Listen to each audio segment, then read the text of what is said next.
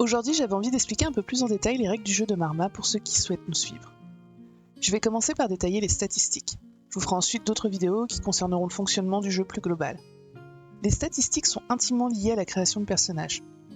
Dans Marma, vous pouvez jouer ce que vous souhaitez. Il y a bien entendu les archétypes habituels, le guerrier, le mage, le voleur, etc., mais aussi des personnages plus atypiques. Les joueurs peuvent avoir envie de jouer un enfant des rues, un inventeur fou ou tout ce qui leur passe par la tête. Une fois le caractère global, l'histoire et l'archétype définis pour un personnage, il est temps de s'occuper des statistiques. Elles sont découpées en 3 parties. Les statistiques primaires, secondaires et tertiaires. Les 2 premières catégories sont communes à tous les personnages quels qu'ils soient. La dernière, elle est spécifique au personnage. Les statistiques primaires sont au nombre de 5, intelligence, endurance, force, dextérité et charisme. Elles sont notées sur 100 points. Plus vous en avez, plus vous êtes doué dans une de ces catégories. Ces statistiques sont utiles pour 2 choses. Déjà, c'est grâce à elles que les secondaires vont être déterminés, mais ça j'y reviendrai plus tard. Et ensuite, si vous devez effectuer une action qui n'entre dans aucune catégorie, vous pourrez faire un jet dessus. Par exemple, la compétence lecture n'existe pas. Mais si un personnage veut tenter de lire quelque chose d'ancien, à moitié effacé, mal écrit, je lui demanderai d'effectuer un test d'intelligence. Ou si un personnage n'a jamais mis les pieds sur un navire, il est possible que je lui demande un jet d'endurance pour savoir s'il a ou non de mal de mer. Concernant les statistiques secondaires, ce sont à nouveau les mêmes pour tous. Au nombre de 13, elles comprennent le combat à distance, le combat au corps à corps, la bagarre, l'équitation, les autres montes, la discrétion, la psychologie, la natation, la perception, la persuasion, la course, l'intimidation et les réflexes. Je vais expliquer plus en détail à quoi chaque caractéristique fait référence, mais la plupart du temps l'explication sera dans le nom. Le combat à distance concerne bien entendu tout ce qui est tir en combat, que ce soit du tir à l'arc, à l'arbalète, du jet de couteau, etc. Mais plus généralement, même hors combat, les joueurs seront amenés à l'utiliser si par exemple ils veulent casser une vitre en lançant un caillou de loin, ou peut-être envoyer un objet par-dessus un obstacle, ce genre de choses. Le combat au corps à corps est la même chose pour tout ce qui concerne le combat rapproché armé. Ou même, s'ils veulent casser un objet, immobiliser quelqu'un qui s'enfuit, ce genre de choses. La bagarre ressemble un peu, mais il s'agit de combats non armés, qui n'est pas fait pour blesser, mais simplement pour s'imposer. J'ai séparé les 2 statistiques car je considère qu'il faut bien plus de dextérité pour éviter les coups, et bien moins de force que pour manier une arme. L'équitation est comme son nom l'indique, la capacité à bien s'en sortir dans des situations d'urgence lorsque vous êtes à cheval. Je considère que les personnages n'ont pas besoin de cette compétence pour aller d'un point A à un point B, en cheval la majorité du temps. Mais je leur demanderai un jet d'équitation lorsqu'ils doivent s'enfuir à cheval rapidement ou faire une manœuvre particulièrement dangereuse. J'ai rajouté une compétence autre monte, car on peut très bien être doué avec un cheval, mais pas du tout savoir monter un dromadaire en plein milieu du désert ou une araignée géante par exemple. La compétence discrétion sert surtout à ne pas se faire repérer. On pense immédiatement à une infiltration secrète dans un endroit interdit d'accès, mais elle peut être utile même pour chuchoter une information ou pas se faire repérer dans une foule par exemple.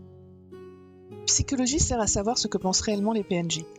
Les joueurs demandent souvent à s'en servir pour découvrir si quelqu'un leur ment, mais en vérité ça peut servir également à comprendre tout ce que votre interlocuteur veut garder secret. Par exemple, quelqu'un est très mal à l'aise de vous recevoir chez lui, un jet de psychologie vous aidera à découvrir si c'est parce qu'il ne vous apprécie pas, parce que sa demeure est dans un état lamentable, ou simplement parce qu'il cache quelqu'un dans une autre salle. Bon, la natation est sans surprise la capacité à nager.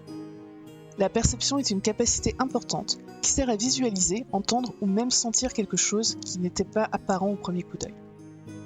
C'est utile pour surprendre une conversation ou même, pourquoi pas, visualiser des fresques murales à moitié effacées par le temps. La persuasion comprend la capacité à mentir, à convaincre, mais aussi à séduire un PNJ. La course permet bien entendu de distancer vos ennemis à pied, mais aussi d'autres capacités comme le saut ou même l'escalade par exemple. L'intimidation est la version moins sympathique de la persuasion. Si vous n'arrivez pas à convaincre un PNJ, vous pouvez essayer les menaces. Et pour finir, les réflexes font référence à votre capacité de réaction lors d'une situation non attendue. Vous posez votre main sur une plante carnivore, est-ce que vous allez perdre un doigt ? Vous entendez un bruit sifflant venant de derrière. Allez-vous avoir le réflexe de vous baisser pour esquiver une flèche arrivant dans votre direction ? Les dernières statistiques, appelées statistiques tertiaires, sont des spécialités propres au personnage. À leur création, j'ai donné entre 3 et 4 spécialités à chacun, mais ce nombre peut être variable. En général, j'ai mis un haut score dans l'une d'entre elles, puis des scores beaucoup plus faibles pour les autres. Vous pouvez retrouver là-dedans par exemple la navigation, le chant, la parade, la couture, la médecine, ou même des connaissances spécifiques dans certaines sciences. Si les joueurs ne maîtrisent pas une compétence mais souhaitent tout de même l'utiliser, ils peuvent. Après tout, c'est pas parce qu'on n'a jamais fait quelque chose que l'on va rater à coup sûr.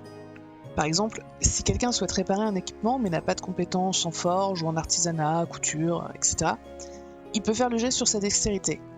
Mais par contre, on va appliquer un malus, plus ou moins 50% sur son jet, afin que ce soit pas injuste, si quelqu'un dans le groupe possède une compétence d'artisanat plus faible que sa dextérité par exemple. Je tenais à faire une petite parenthèse sur le sujet des langues dans Marma également. Elles sont nombreuses dans le monde. J'ai donc rajouté dans chaque fiche de personnage une statistique propre à chaque langue. Pour le calcul des pourcentages, c'est assez simple. Si quelqu'un ne sait pas du tout parler une langue, il a 10% dans celle-ci. Il est tout de même possible de faire des rapprochements phonétiques ou grâce aux racines du mot pour comprendre quelque chose. Si quelqu'un est débutant dans une langue, je lui ai donné 30%. Il connaît les bases, mais il lui est assez difficile de se faire comprendre par tous. Ensuite, j'ai mis le grade apprenti à 50%. Ce sont des gens capables de tenir une conversation courante en langue étrangère. Ils ne peuvent bien entendu pas tout comprendre, mais ils arriveront à faire passer une idée sans difficulté. Le grade suivant est étudiant, il est à 70%.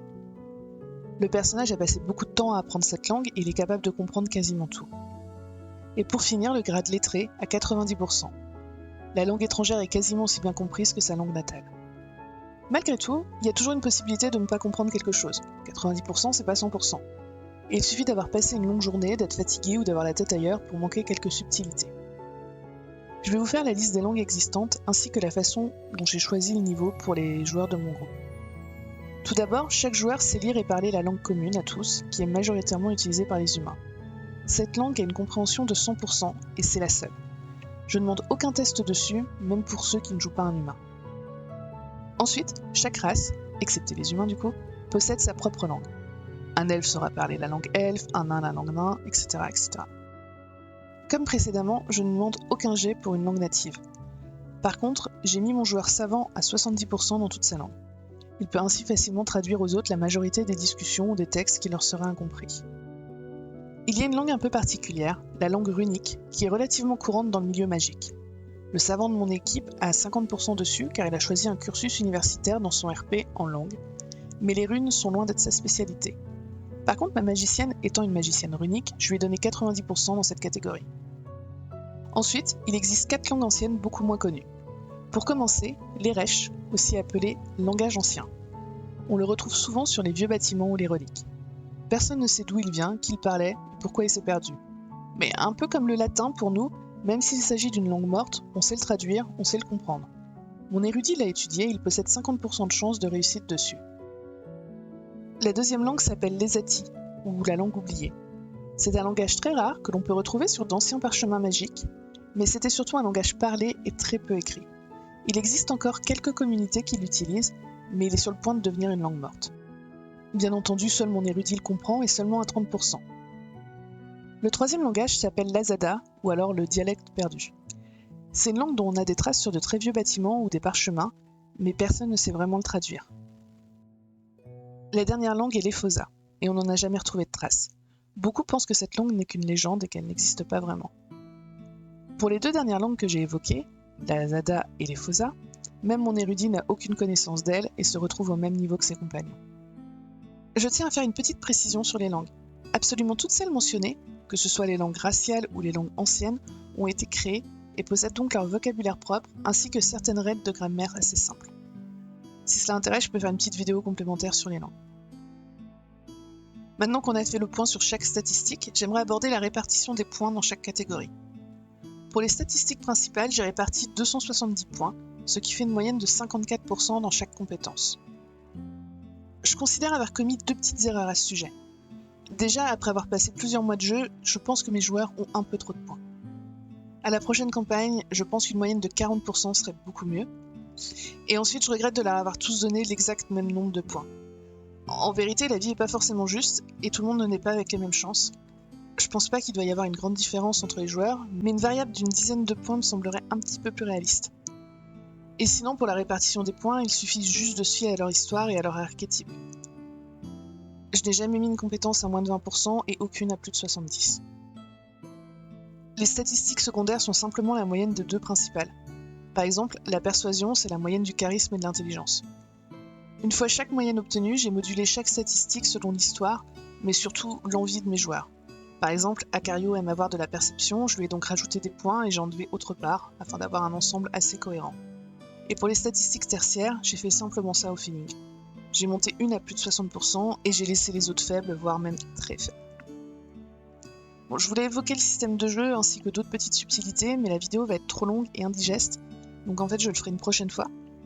J'espère que je vous ai pas perdu en route. Si vous avez des questions, n'hésitez pas, et à bientôt.